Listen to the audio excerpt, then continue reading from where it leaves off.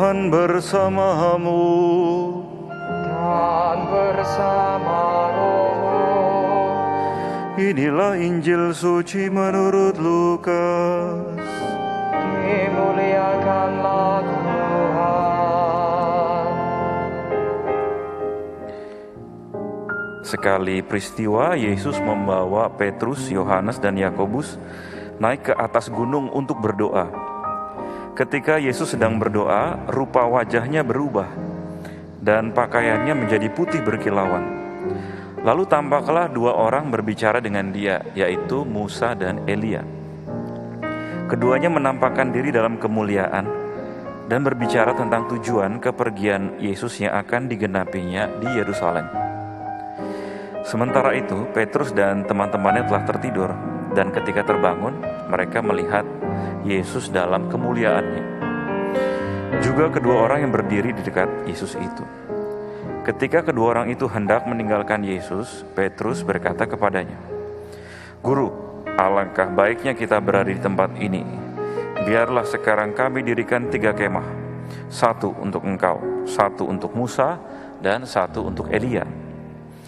Tetapi Petrus tidak tahu apa yang dikatakannya itu. Sementara ia berkata demikian, datanglah awan menaungi mereka.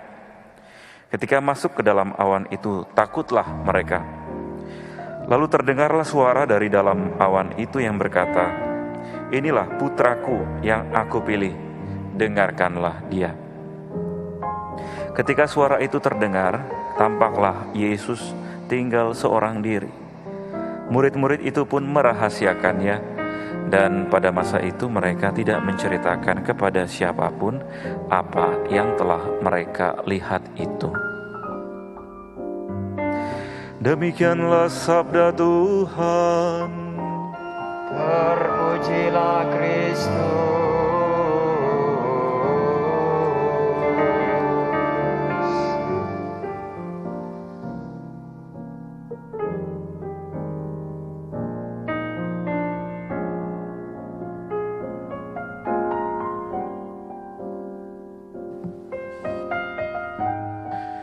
Oma, opa, ibu, bapak, saudari, saudara yang terkasih dalam Kristus.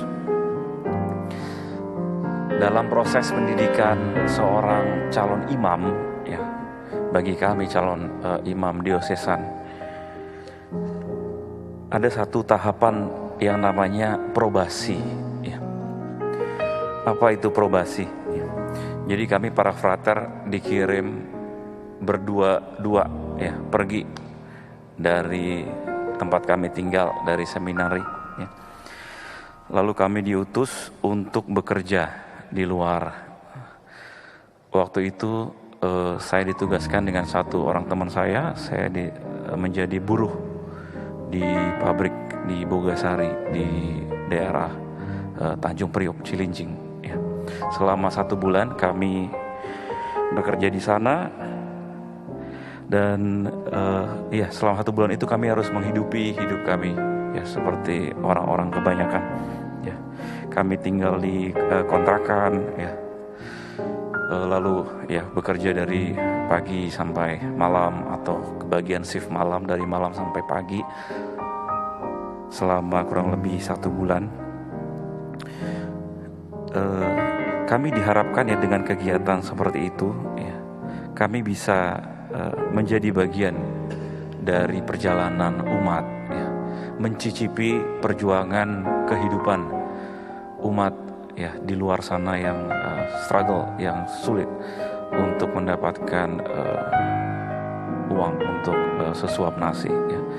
Dan melalui kegiatan itu kami diingatkan betapa bersyukurnya, seringkali yang itu kita lupakan, ya, bahwa Tuhan memberikan begitu banyak dalam kehidupan kita, tetapi kita seringkali lupa untuk melihat kasih Tuhan, mensyukuri rahmat Tuhan yang begitu besar.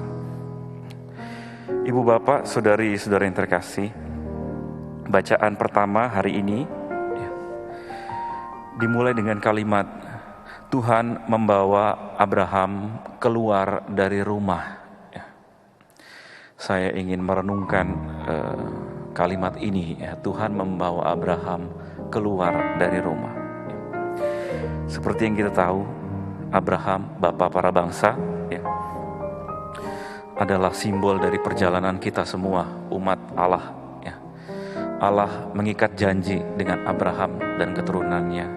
Ya.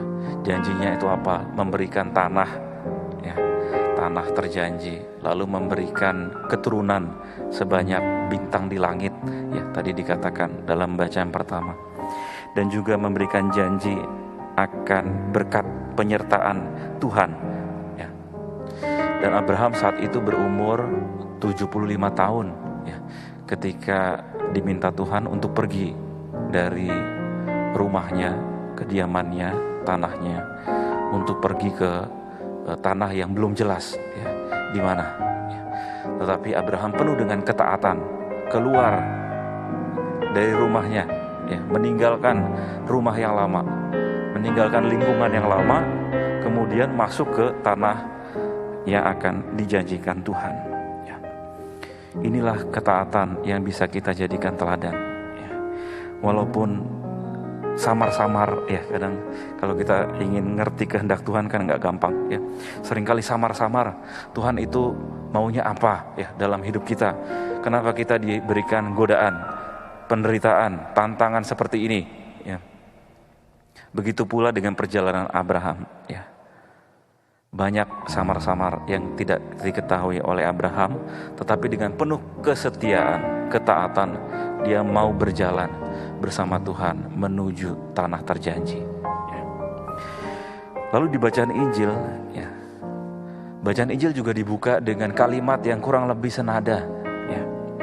Yesus membawa Petrus, Yohanes, dan Yakobus keluar. Ya. Keluarnya kemana? Naik gunung. Diajak naik gunung, ya. Sama seperti Abraham tadi, ya, bahwa Yesus sekarang membawa Petrus, Yohanes, dan Yakobus keluar, ya.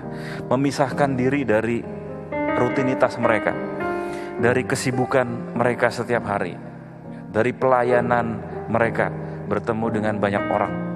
Mereka menyingkir ke gunung, ke tempat yang sepi, ya, untuk berdoa. Dan di sana terjadi, ya, transfigurasi, ya, terjadi kemudian mereka melihat Musa dan Elia di atas gunung.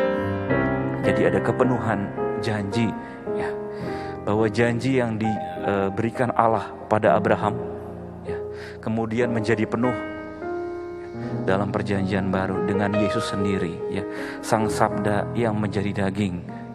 Setelah Abraham, Musa, Elia, akhirnya Allah sendiri, ya, Sang Sabda, turun menjadi manusia untuk meneruskan janji setia Allah kepada kita. Ya, inilah yang menjadi kekuatan iman kita. Oleh karena itu, ibu bapak, oma opa, saudari-saudara, rekan-rekan yang terkasih, mari kita sama-sama merenungkan pada hari Minggu Prapaskah yang kedua ini, bahwa Tuhan mengajak kita untuk keluar rumah, ya, untuk keluar dari kebiasaan kita, keluar dari rutinitas kita sejenak, keluar dari diri kita sendiri, ya, untuk break sejenak, ya, melihat yang lain, ya. Kita mengambil jarak terhadap yang biasa kita lakukan, ya. Oleh karena itu masa Prapaskah ditandai dengan pantang dan puasa, ya. Tujuannya adalah sebagai sarana bagi kita, ya, untuk menahan diri, ya, yang biasanya makan yang kita sukai, kemudian kita stop sebentar hari Rabu atau hari Jumat, ya, karena kita ingin mengambil jarak itu, ya. Saya rasa pesan inilah hal kecil yang bisa kita lakukan sebagai bentuk pertobatan kita, supaya tidak terjadi sesuai dengan bacaan yang kedua tadi, ya, tidak memikirkan perut kita sendiri, ya, kemuliaan kita sendiri. Tapi masa Prapaskah ini menjadi masa yang penuh berkat untuk bertobat, untuk melihat, ya, ke dalam diri kita, ya, betapa besar kasih Allah yang selama ini tercurah dalam diri kita. Ada sebuah lagu lama, ya, dari grup Krakatau. Syairnya menarik untuk kita renungkan, ya. Cuplikannya seperti ini. Sempatkanlah untuk melihat di sekitar kita. Banyak kesenjangan antara manusia. Lihat sekitar kita. Ibu bapak, saudari-saudari yang terkasih, kiranya potongan lagu tadi ya, lihat sekitar kita, inilah yang menjadi pesan kita bersama pada hari Minggu Prapaskah kedua ini.